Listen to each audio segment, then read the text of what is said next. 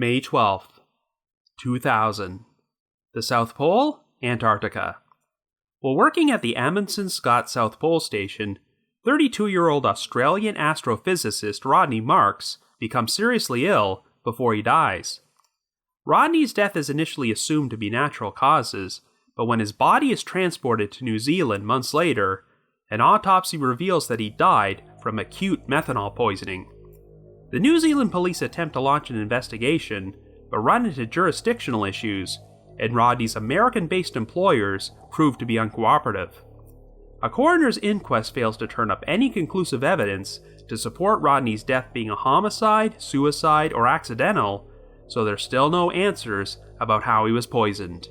After that, the trail went cold.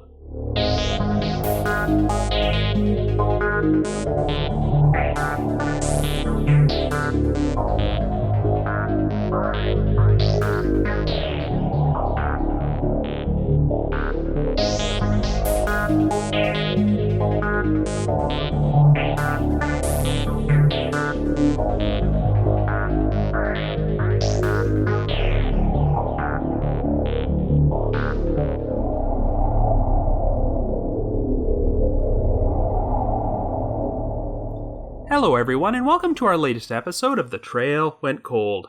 I'm your host Robin Warder, and for the very first time, we're going to be covering an unsolved mystery which took place in Antarctica. The unexplained 2000 death of Rodney Marks.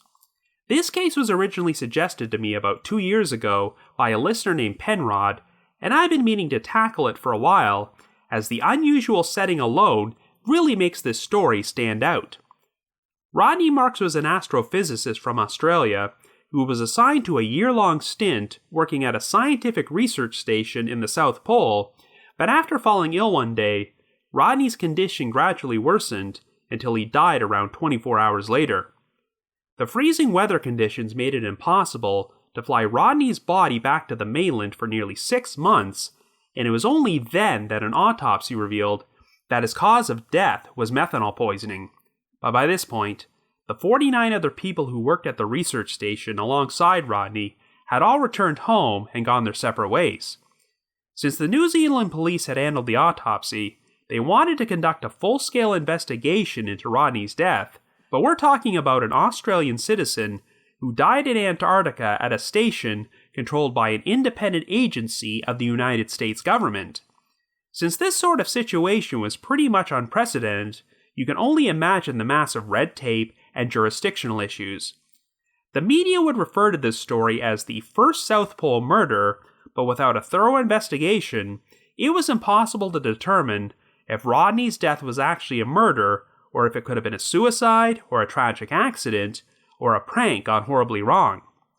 Rodney was known for being a heavy drinker, which provides the most logical explanation for how he could have ingested the methanol, but whether it was because someone attempted to intentionally poison him is still unclear.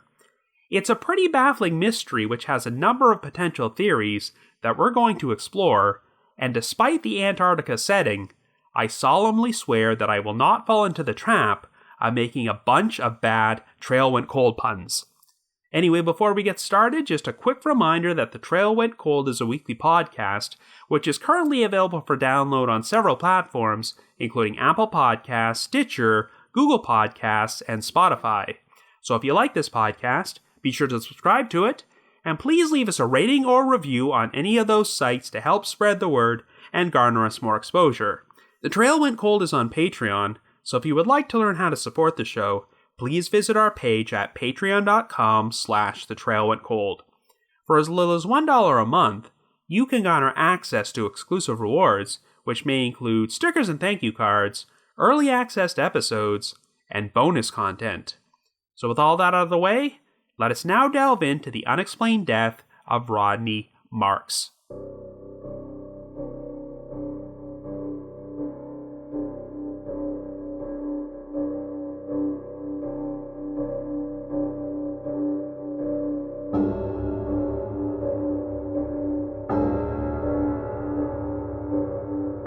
Our story begins in Antarctica in 2000, and our central figure is 32-year-old Rodney David Marks. Rodney was originally born in Geelong, Australia, and while he would struggle with a mild case of Tourette syndrome, he proved to be a very bright child who started doing crossword puzzles using a thesaurus at age 7. Rodney excelled in school, first obtaining a bachelor's degree in astronomy at the University of Melbourne, before earning a doctorate in physics at the University of New South Wales.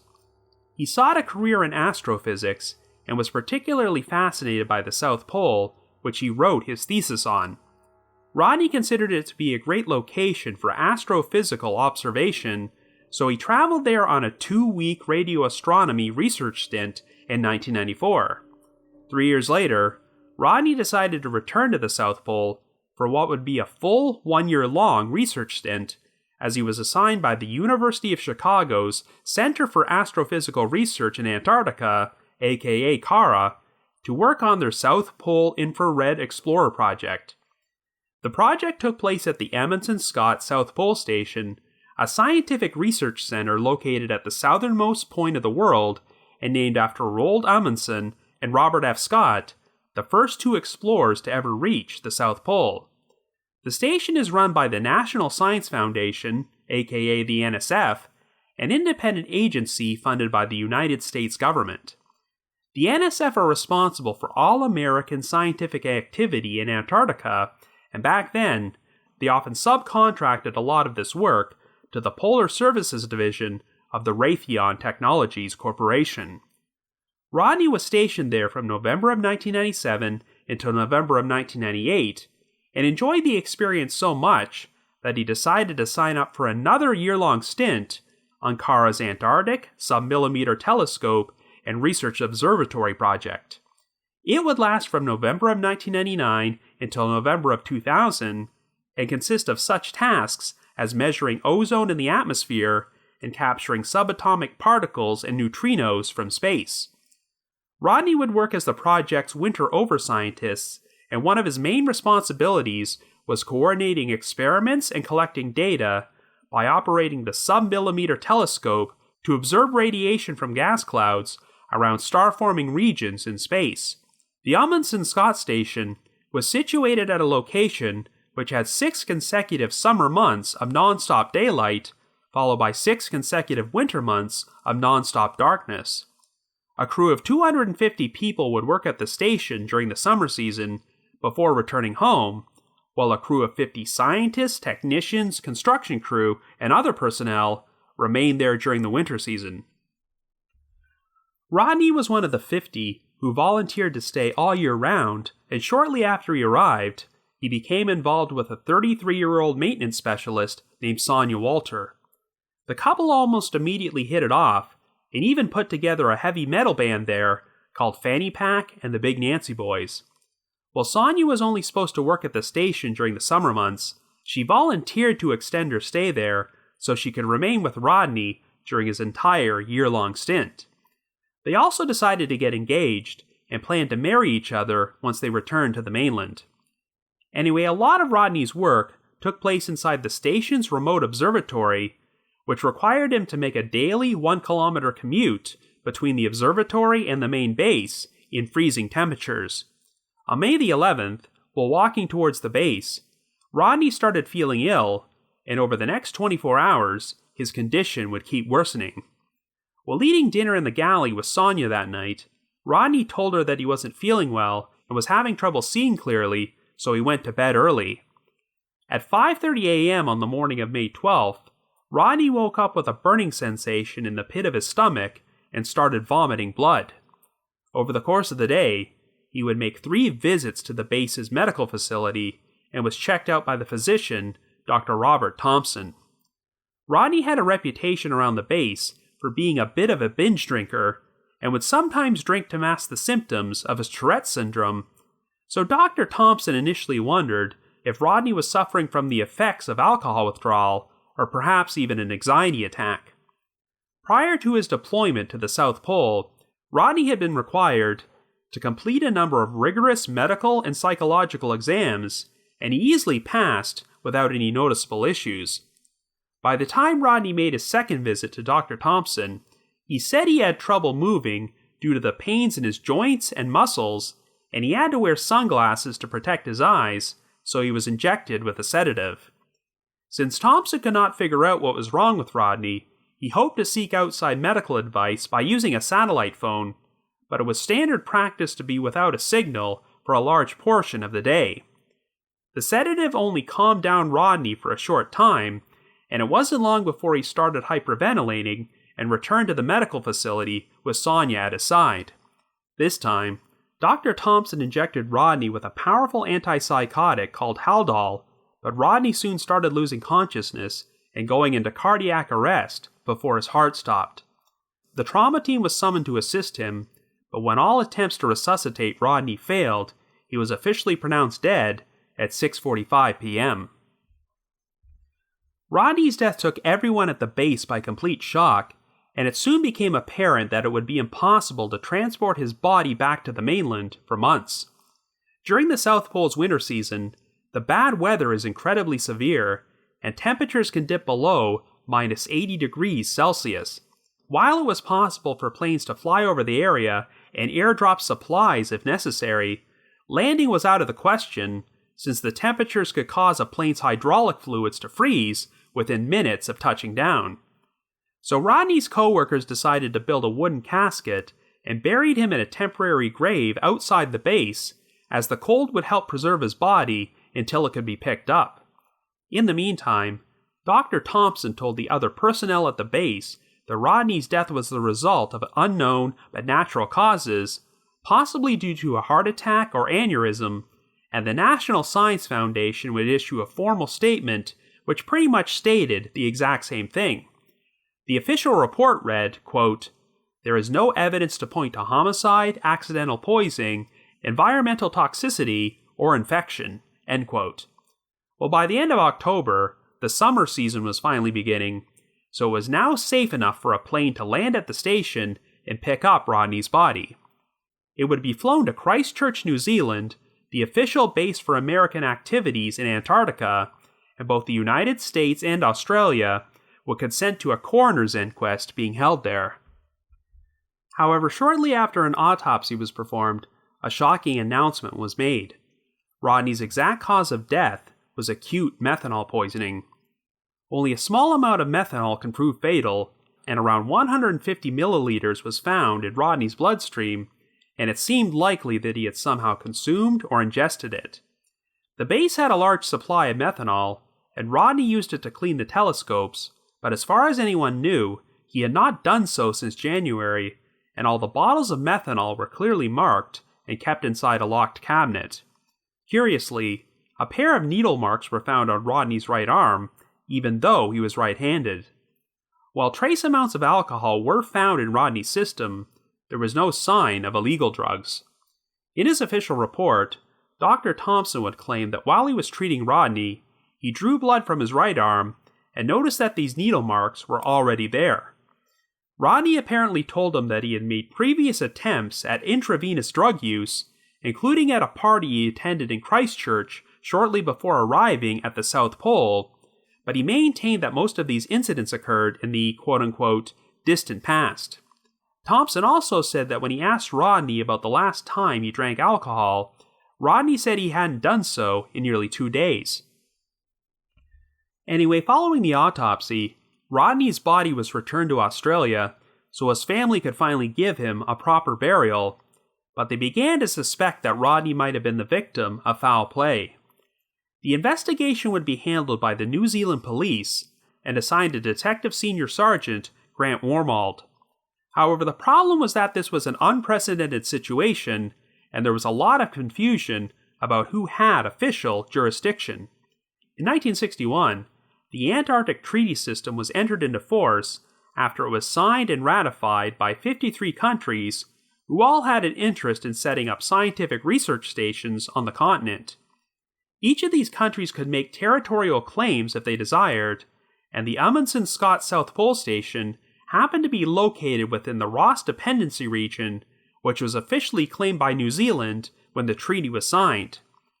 However, the United States government does not recognize New Zealand's claim to territorial sovereignty or the application of New Zealand law to American citizens who would have been operating in Antarctica. In their eyes, Workers accused of a serious crime at a research station were subject to the laws and jurisdiction of their home country, so all questioning and investigations involving American citizens attached to the case would be performed by the American authorities. And even though Rodney Marks was an Australian citizen, the majority of the personnel occupying the Amundsen-Scott Station at the time of Rodney's death were American. The investigation was also hampered by the fact that Rodney's body had to remain at the station for 6 months before an autopsy could be performed, and by that point, the 49 other workers from the base had already gone their separate ways and returned to their respective homes. Since it was initially announced that Rodney's death was the result of natural causes, his office and sleeping quarters were not preserved for an investigation, and they continued to be used, and while some of his personal items were collected and returned to his family, other items were just thrown away. Over the course of the next 6 years, the investigation into Rodney's death would be conducted in secrecy until a coronial inquest was held in New Zealand in 2006. After a series of hearings, the inquest was indefinitely adjourned, and the case started receiving attention in the media again. In September of 2008, a written report from the inquest was released publicly for the first time, and it confirmed that Rodney had died as a result of acute methanol poisoning. However, the coroner cannot find any evidence to conclusively determine if Rodney's death was a homicide, suicide, or an accident. While the report made note of the lack of cooperation from both the National Science Foundation and their contractor, Raytheon Technologies Corporation, and Detective Senior Sergeant Wormald showed no hesitation about publicly expressing his frustration with them. According to Wormald, the U.S. Department of Justice was unable to perform official interviews with any of the workers from the Amundsen-Scott Station because the coronial inquest was considered an informal inquiry, so the NSF and Raytheon had jurisdiction. The NSF told the New Zealand police that they had already performed their own internal investigation and concluded that Rodney's death was the result of natural causes, but when Wormald asked for an official report of this investigation, he was informed that no such report existed. The NSF also failed to provide a list of the 49 other employees who had been assigned to the base at the time of Rodney's death, and the New Zealand police actually had to look up their names on the internet. The NSF did provide consent for the police to mail out questionnaires to these employees on the condition that they could screen the questions beforehand, and they also demanded that the employees be made aware that the questionnaires were strictly voluntary. After they were sent out, the police only received a response from 13 of the 49 employees. Wormald was most frustrated by his inability to track down the base physician, Dr. Robert Thompson. It turned out that Thompson possessed a machine called an etchichem, a device which can measure a patient's blood chemistry, but it was never used on Rodney both before or after his death.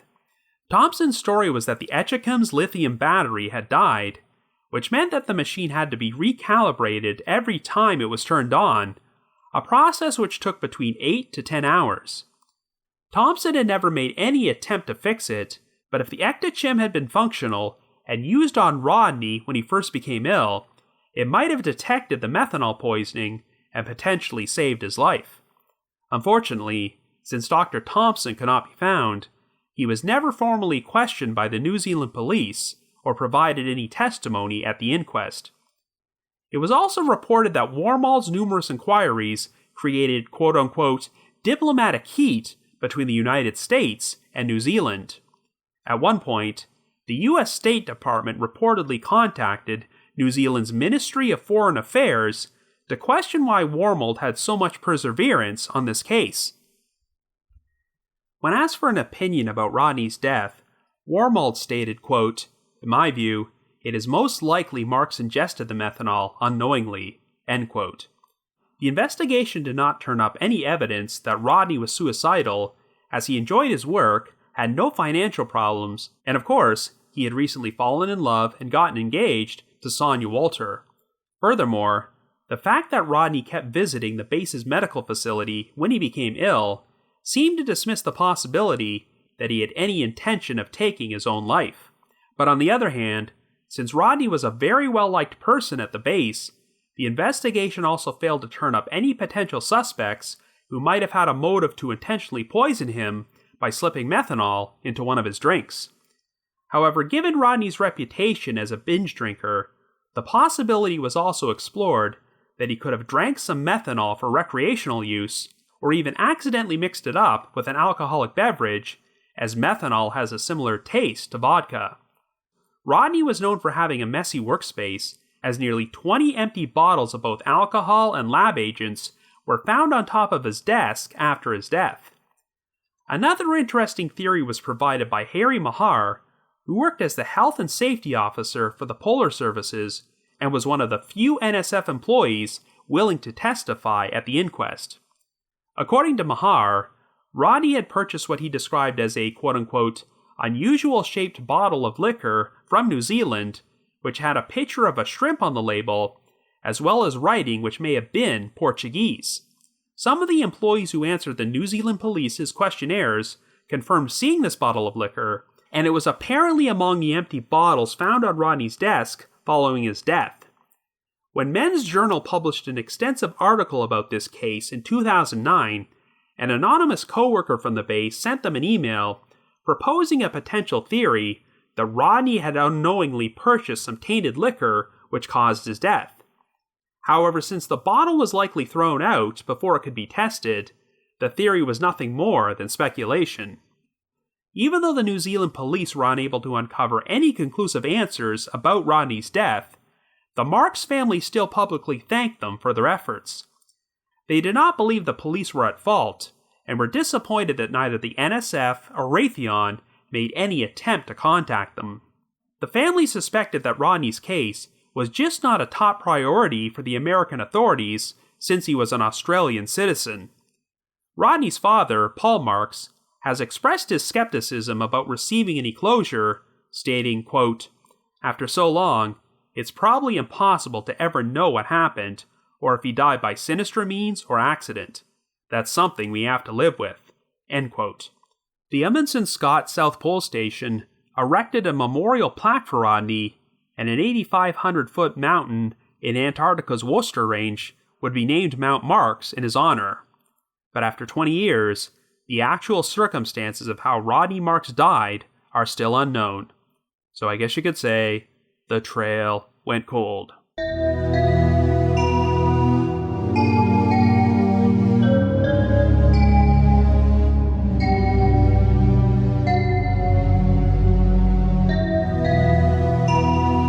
Anyway, this episode is truly a first for The Trail Went Cold, as it's not often you get to literally cover a cold case from one of the coldest places on Earth. When this story started getting media coverage, it was often referred to as possibly being the very first South Pole murder, but technically, it may not be the first recorded murder to ever take place in Antarctica. That particular incident is alleged to have occurred in 1959 at the Vostok Station, a Russian research station located in Princess Elizabeth Land, which is believed to be the coldest place on Earth. The story goes that two Russian scientists got into a heated dispute following a chess match, which led to the loser attacking the winner with an ice axe. Different sources give differing accounts about whether or not the victim survived, so I can't vouch for the truthfulness of this story, but apparently, the incident led to the banning of chess games at Soviet-Russian Antarctic stations. Whatever the case, it might also be premature to refer to Rodney Marks' death as a murder, since it's never been conclusively proven. But theoretically, if you wanted to kill someone and get away with it, Antarctica would be an ideal place to commit the perfect murder. One of my all-time favorite movies is John Carpenter's The Thing, and ever since I first watched it, I've always been fascinated by the idea of living at an isolated research station in Antarctica for an extended period of time, and the terrifying possibility of having no means of escape or rescue if something goes horribly wrong.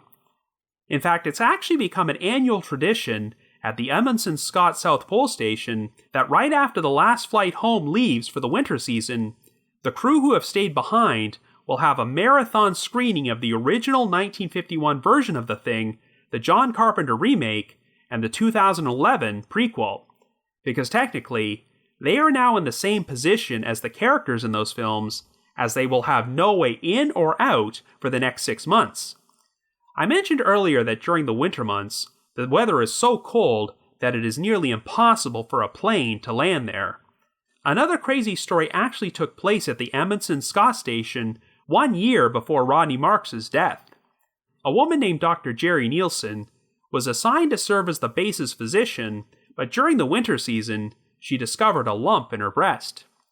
Due to the weather, there was no way she could possibly be evacuated for months, so Dr. Nielsen was forced to perform a biopsy on herself and self-treat her own cancer, which involved self-administering chemotherapy. The National Science Foundation even sent a military plane to fly over the base and airdrop some medical supplies for her treatment, because they could not safely land and pick her up. But thankfully, once they were able to evacuate Nielsen and transport her back to the United States for proper medical attention, her cancer went into remission. Before I start talking about Rodney Marks, I have one more crime story to share, which was chronicled by the late, great true crime writer Ann Rule in one of the chapters of her 2012 book, Lying in Wait, Ann Rule's Crime Files. It involves a 61-year-old man named Robert Allen Baker, who beat and strangled his wife, Kathy Baker, to death in Greenback, Washington in June of 2012, and wound up receiving a sentence of 52 years in prison. Well, what's interesting is that Baker worked as a defense contractor at the Raytheon Technologies Corporation, and much like Rodney and Sonia Walter, his relationship with his wife began while they were working together at the Amundsen-Scott South Pole Station. At the end of her chapter about this case, Ann Rule actually made reference to Rodney Marks, and while she did not know if Baker knew Rodney or was stationed at the South Pole with him, she hoped investigators would look into a potential connection. Well, upon further research, it turns out that Baker did not start working at Raytheon until 2001, 1 year after Rodney's death, so I think we can safely rule him out. The main reason I made mention of this story is because there was some controversy over the fact that Baker was a convicted sex offender who had previously spent time in prison for molesting an underage relative, so Raytheon never should have hired him in the first place, let alone sent him off to Antarctica to meet his future wife. This is why it could have proved very useful for Raytheon and the National Science Foundation to have turned over all their personnel files to the New Zealand police for investigation, because who knows if Rodney may have spent the winter with someone who was capable of murdering him. Let's face it, if you wanted to commit murder, the South Pole during the winter season would be an ideal place and time to do it, because it could be months before law enforcement showed up to conduct a proper investigation. Now, in Rodney's case, his death was initially attributed to natural causes, but you might be wondering how they would handle things if a violent crime did take place. Well, a situation like this occurred at Antarctica's McMurdo Station in 1996, after an incident where an American cook at the facility attacked an American coworker with a hammer, though thankfully, the victim survived. The McMurdo Station manager was assigned to be a special deputy U.S. Marshal with training in evidence protection, so he had the power to arrest any Americans who committed crimes there. After the attack, he had the cook confined to a hut until FBI agents were able to arrive at the base and take the cook into custody. The advantageous part of this situation is that it's unlikely the confined perpetrator would ever make an attempt to escape because, well, where would they go? Now, like the Amundsen-Scott South Pole Station, McMurdo is located in the Ross Dependency region, which is under New Zealand claim, but this particular crime was a clear-cut case of one American violently attacking another American, so there was no ambiguity about handing jurisdiction over to the American authorities. But Rodney Marks' case is a lot more complicated because he was an Australian citizen, and no one could even be certain if a crime had taken place at all.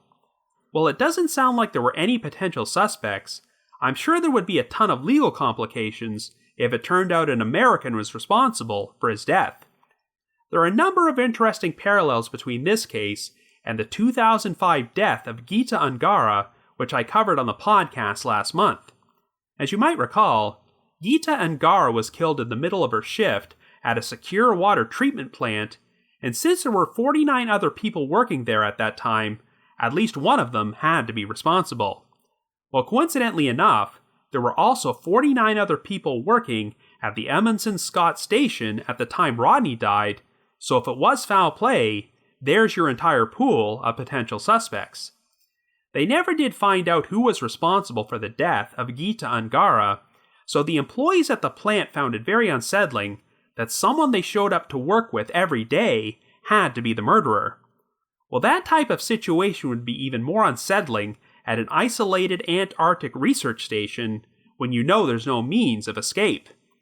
Theoretically, even if the higher-ups at the station had their suspicions that Rodney's death might have been foul play, I can kind of see why they might be compelled to stay quiet about it and classify his death as natural causes. I mean, if it turned out that someone intentionally poisoned Rodney by slipping methanol into one of his drinks, can you imagine the panic that might have ensued? With no way in or out of the South Pole for months, this would mean that everyone was trapped there with a murderer, and without knowing that person's identity, the paranoia would have been sky high. It's definitely not uncommon for people to go stir-crazy while spending long periods of time at an isolated location, so I'm sure an unsolved homicide would have only exasperated that. So anyway, let's start talking about Rodney himself. It's interesting how when you look at photos of Rodney online, he's not someone you would visualize being a brilliant scientist, as one particular photo shows him with long purple dreadlocked hair while dressed in a Sonic Youth t-shirt, and of course, he performed in a heavy metal band at the base in his spare time. But it sounds like he was very good at his job and had been doing excellent work on this project before his untimely death.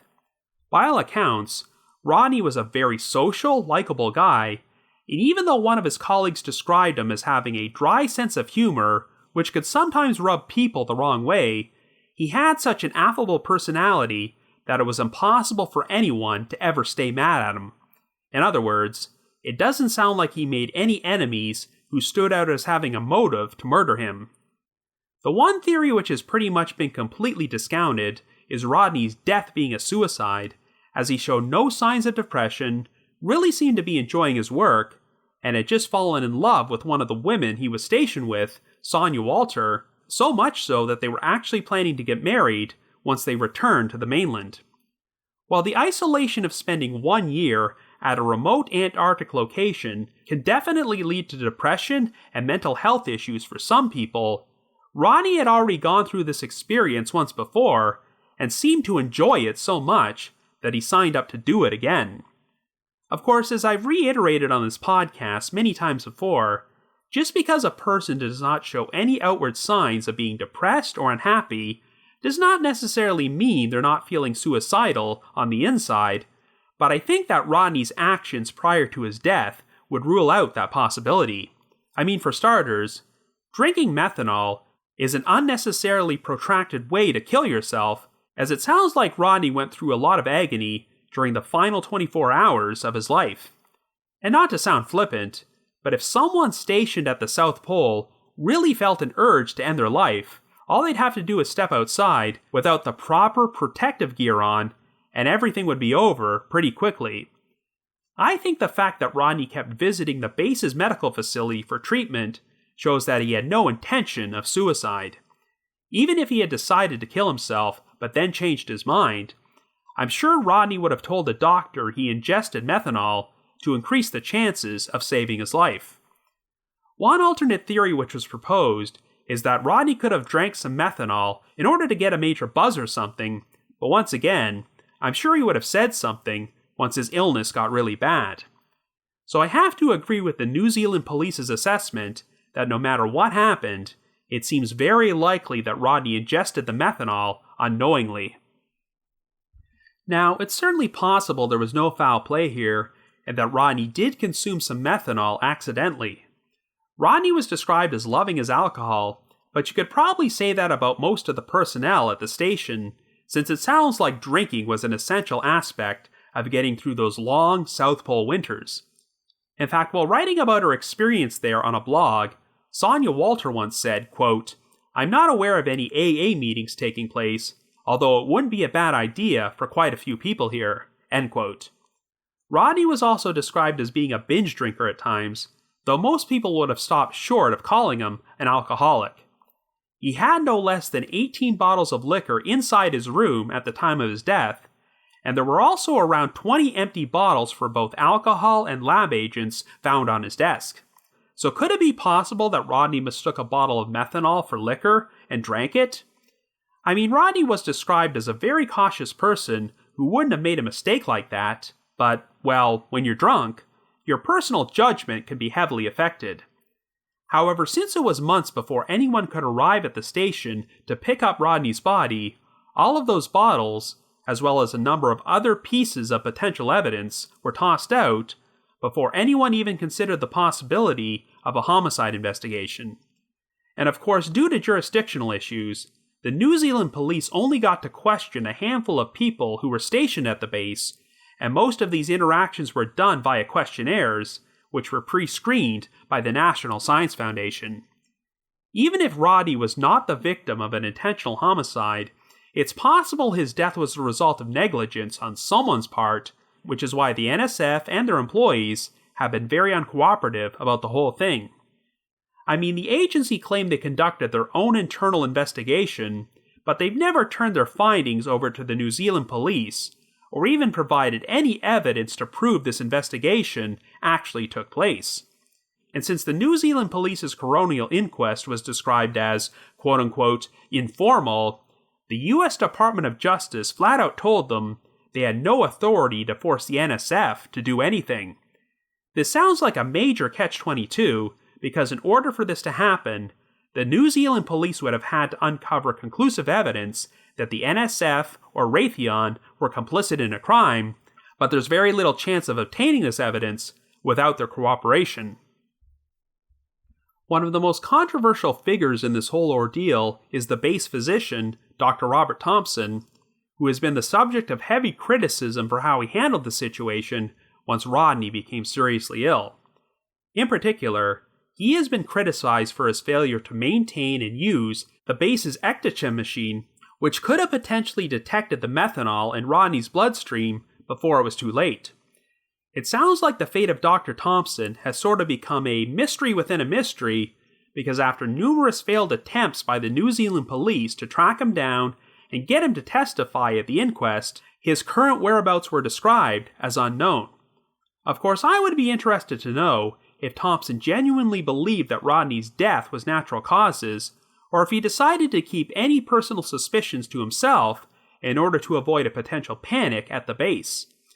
I highly doubt that Thompson was directly involved in some sort of murder conspiracy, but I can see why he would be inclined to avoid answering questions about how he handled the situation in case of potential liability issues.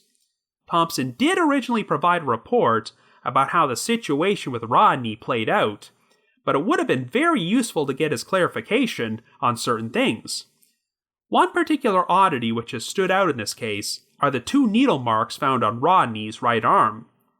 Since Rodney was given separate injections of Haldol and another sedative prior to his death, you might assume this was the source of the needle marks, but Thompson apparently said they were already there before he made the injections. Rodney allegedly admitted to intravenous drug use in the past, but since he was right-handed, it is strange that the marks would be on his right arm. Whatever the case, there were no illegal drugs found in Rodney's system during the autopsy, and while a theory has been proposed that perhaps he attempted to take alcohol intravenously, it sounds like the coroner was pretty certain the methanol was ingested, not injected. It's possible these needle marks have no significance to the case at all, but again, it would have been useful to have Thompson provide some testimony in order to clarify some of these points.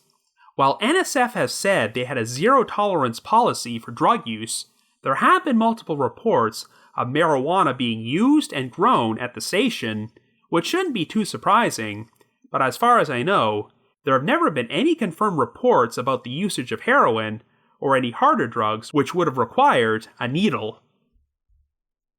Now, even though there was a large supply of alcohol available at the base, it apparently wasn't uncommon for people stationed there to operate their own stills to make moonshine.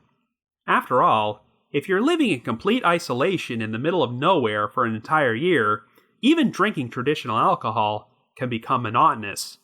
Apparently, one particularly popular brand of homemade alcohol, which was often brewed at the base, was called toast juice, and it's been reported that the New Zealand police were able to obtain a bottle of toast juice for ESR testing and discovered that it was 71% pure alcohol. The toast juice was also reportedly discounted as being the source of the methanol in Rodney's body, but if people at the base were frequently brewing their own alcohol, you can see how something might have gone horribly wrong.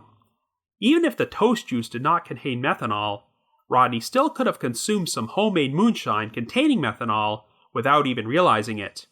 But then again, if Rodney did something like that, and had any inkling that it could have been the source of the illness he was experiencing, wouldn't he have said something to Dr. Thompson? I mean, he may have ultimately gotten into trouble for consuming or making moonshine, but his life was on the line here. This is why I'm intrigued by the theory involving the mysterious bottle of liquor he brought to the base with him, containing a label which appeared to feature Portuguese writing. The bottle was never found, but there were multiple witnesses who recalled seeing it, and if it was thrown away, then this implies the liquor was consumed before Rodney's death.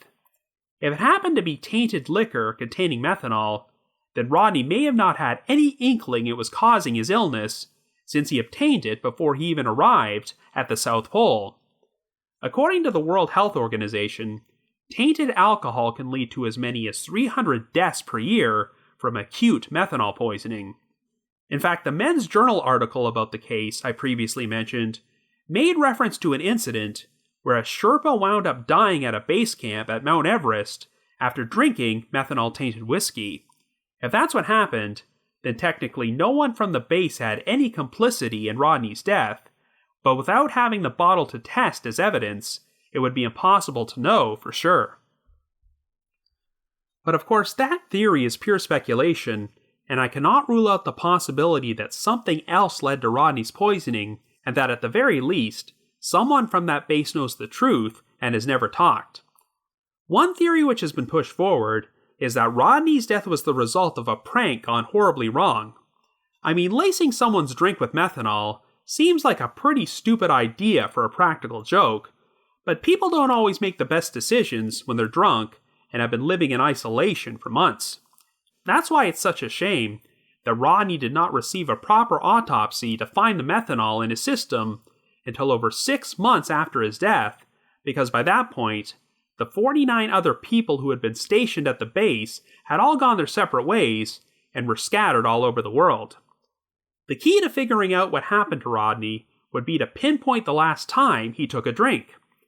When Rodney was being examined by Dr. Thompson, he said he hadn't taken a drink in nearly 2 days, but where did this drink take place? Was it in the privacy of his own room? Or was it at a social event with numerous people? Did someone else have the opportunity to handle one of Rodney's drinks before they gave it to him? If this had occurred anywhere else besides the South Pole, law enforcement probably would have gotten involved immediately and backtracked Rodney's movements to possibly determine where and when he took the fatal drink containing the methanol. But after more than 6 months, figuring out something like this would be pretty much impossible, particularly since only a small fraction of the base's personnel were willing to answer questions from the New Zealand police. If someone wanted to murder Rodney, poisoning one of his drinks would be the absolute perfect way to do so, because methanol is odorless and known for having a taste that resembles vodka, so Rodney would have never even noticed. But I guess the issue is that Rodney had 150 milliliters of methanol in his system, which is about enough to fill a wine glass, so I have to wonder what he could have been drinking to be able to consume that much without realizing it. Now, I mentioned earlier that no less than 18 liquor bottles were found inside Rodney's room, so theoretically, if someone wanted to sneak into his room and slip methanol into his liquor to poison him, how would they know which bottle to choose? In order for a murder plot to work, the perpetrator would need to be certain that Rodney was drinking a specific beverage at a specific time, which is why it would have been so useful to piece together Rodney's drinking habits in the days preceding his death. But of course, that still doesn't answer the question about who would have had a potential motive to harm Rodney. Well, you might have noticed that I haven't made much mention of his fiancée, Sonia Walter. Sonia refused to give interviews following Rodney's death, but she did provide evidence at the coronial inquest and would continue to return to Antarctica to work lengthy stints there. It seems like she was content to put the whole incident behind her and move on with her life, and for all we know, she might genuinely believe there was no foul play involved.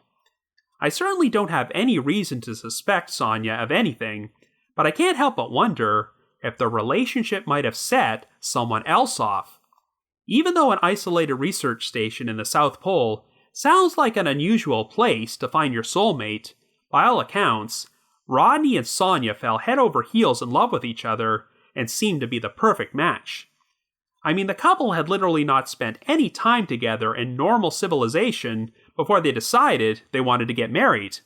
But what if there was someone else at the base who had feelings for Sonia and became jealous?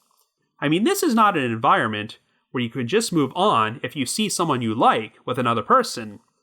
If anyone had any issues with seeing Rodney and Sonia together, it's not like they could just avoid the situation, as they were pretty much trapped there for another 6 months. I have to wonder if this could have driven someone to murder, but once again, this is all just pure speculation, since I have not heard any stories about anyone having issues with Rodney and Sonia's relationship, or any friction ever developing over it at the base. I mean, I certainly hope that Rodney's death wasn't a murder, because if it was, the responsible party has done a very successful job of getting away with it.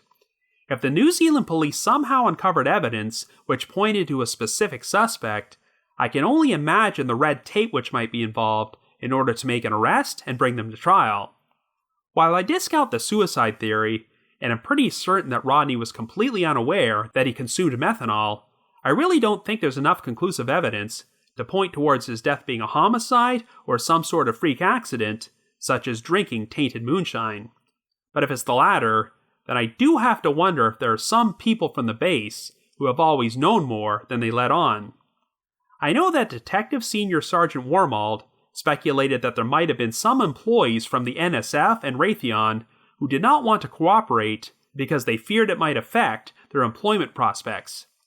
It's quite sad that Rodney's family have stated that they've pretty much come to terms with the fact that they might not receive any answers about what happened to him, and given the jurisdictional issues, there's not really anything they can do about it. Given the amount of time that has passed, if someone knows something, I really wish they would come forward to at least put the Marks family at peace and assure them that there isn't somebody out there getting away with murder. However, if the situation is something like Rodney being poisoned by a tainted bottle of liquor that he purchased elsewhere before he arrived at the base, then we will probably never know the truth. All that being said, if you happen to have any information about the unexplained death of Rodney Marks, please contact the appropriate authorities.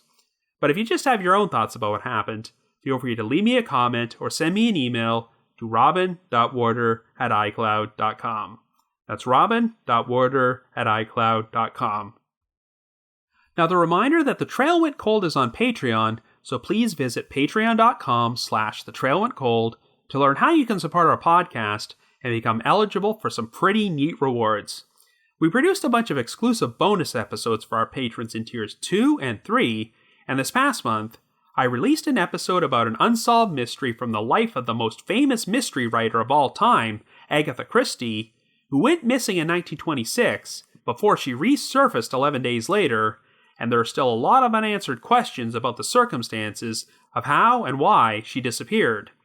And for our patrons in Tier 3, I've also recorded another new audio commentary track which can be played over a classic episode of Unsolved Mysteries.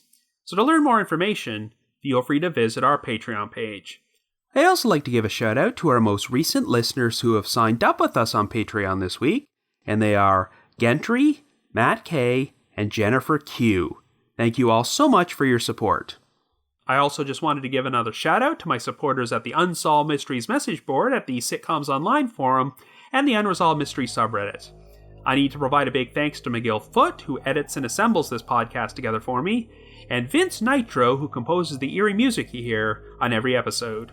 If you haven't already, you can like us on Facebook, follow us on Twitter, or leave us a rating or review on Apple Podcasts, Stitcher, Google Podcasts, or Spotify. So have yourself a good week and join us next Wednesday for another brand new episode of The Trail Went Cold.